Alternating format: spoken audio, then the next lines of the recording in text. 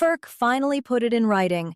A Virginia megacampus just died, and Cheyenne's tap water got weird. All on the same Monday.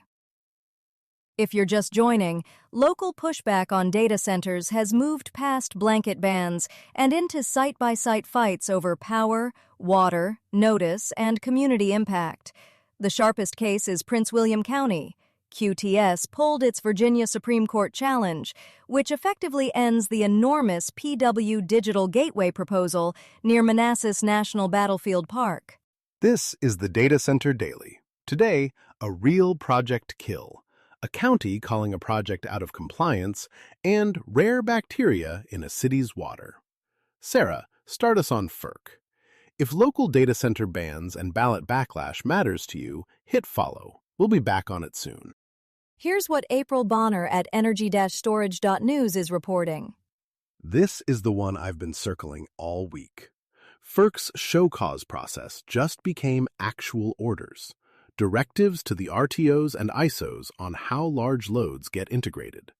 The structural response is finally on paper. The 60-day clock ended in an issued order. Every operator in the show cause got the paperwork.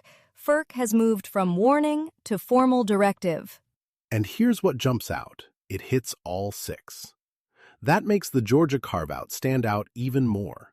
Georgia Power's vertically integrated buildout is running outside RTO oversight, while everybody else gets a federal directive. Right. The map of who FERC can reach and who it can't just got sharper. The gigawatts landing inside a vertically integrated utility don't answer to the same order. Here's the Economic Times. Blackstone's QTS said on Thursday it had terminated its planned Digital Gateway data center project in Virginia and withdrawn the associated filings after years of planning and regulatory review. The data center operator has faced years of local opposition and litigation over the project, despite it being approved by the Prince William Board of County Supervisors. QTS made it official Thursday. Digital Gateway is terminated, and all filings are withdrawn. This was billed as the largest proposed campus in the world. After years of planning, it's dead. And here's the part that should keep underwriters up at night. The Prince William Board of Supervisors approved this thing. QTS won at the local government level and still couldn't get it built. Litigation and sustained opposition did what the vote didn't. Years of planning costs, legal fees, engineering work, and in the end, nothing gets built. Somebody ate that number, and it wasn't small. Put it next to that DLR trade Wednesday. $3.5 billion in premium to buy something already built, already powered. This is exactly the gauntlet they were paying to skip. Blackstone just showed everybody why. That's the split I keep coming back to this week. Capital markets look confident. Money keeps flowing in. Execution keeps getting stuck at the county level. QTS is the hard cancellation that makes the gap undeniable. Chris Martin, writing in ECIKS.org. Cheyenne's Board of Public Utilities suspended all wastewater discharges from data center fill-and-flush and closed-loop cooling systems after a contractor for Meta contaminated the city's water system with rare bacteria, according to an announcement Thursday, July 2, 2026. The Cheyenne Board of Public Utilities identified Goat Systems LLC, the corporate entity Meta uses for construction of its sprawling data center campus in the High Plains Business Park, as the source of the contamination. A Meta contractor's discharge put rare bacteria into Cheyenne's municipal system. Forget arguing over gallons. Rare bacteria got into the public supply, and now the Board of Public Utilities is suspending data center wastewater over it. And Cheyenne is going further. They're writing data center-specific discharge rules. The water fight is moving from protest signs into enforceable code. Right, and I want to know, who's liable? The contractor? Meta? Does the city eat the cleanup? Because I guarantee you that liability language isn't in whatever contract got signed. The local backlash checklist keeps growing. Power, water volume, blasting, road impacts. Nobody had biological contamination of the municipal system on the list until this week. Here's Daisy Maldonado at Albuquerque Journal. Economic Development Director Denise Carter reported that Project Jupiter has failed to submit quarterly job reports and has yet to provide the environmental assessments she requested. These are not optional. They are contractual obligations attached to an unprecedented public incentive package. The county approved $165 billion in industrial revenue bonds for this project in September 2025, offering tax exemptions in exchange for enforceable commitments. There it is.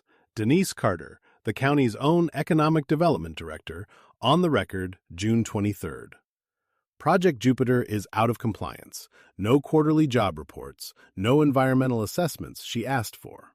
That's a pretty specific reversal. When Oracle filed the fuel cell swap, the framing was that they were getting ahead of the permitting process. The county's now saying the opposite. These are contractual conditions bolted to a $165 billion incentive package. You fail the paperwork, you don't get to keep drilling the aquifer while everybody shrugs. The column is really about enforcement. The commission chair acknowledges the county is a regulatory body. Saying it out loud doesn't enforce it. Nothing's actually happened to the project. So I want to know, does the Bloom Energy microgrid approval hinge on the water condition being met first? Because if the fuel cells sail through while they're out of compliance on water, the compliance finding is decoration. Here's David Weston at Sustainability Magazine. A data center in Milan might soon provide heat to some of the city's busiest buildings. Equinix and A2A have created a system that collects waste heat from servers and sends it into Milan's district heating network. Equinix and A2A are using waste heat from a Milan data center campus to heat 21,000 homes through one of Europe's largest heat recovery projects. Equinix and A2A in Milan. Waste heat from a data center campus piped into the city's district heating network. The number is 21,000 homes, plus landmarks like the Duomo and Palazzo Reale. Okay, this one I actually like. After a week of contractors poisoning Cheyenne's water and Project Jupiter blowing its water condition, here's a campus where the waste stream is the product. The caveat is in the wording. They say it could be one of Europe's biggest heat export projects outside the Nordics, once it's running. I'd want an actual date for when announced becomes energized. Right. The Duomo's already on the A2A network. The server heat is the new input. I want the megawatts thermal. How much is Equinix actually committing, and how much is press release shine? Nordic operators have done this for years. Stockholm's been recovering data center heat into district systems for a while.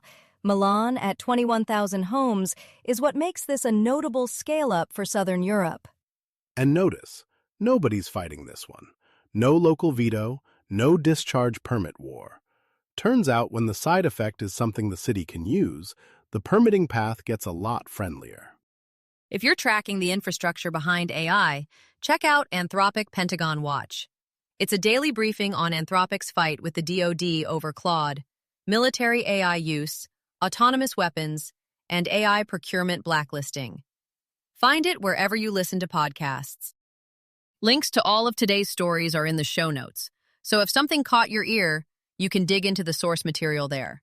That's the Data Center Daily for today. This is a Lantern podcast.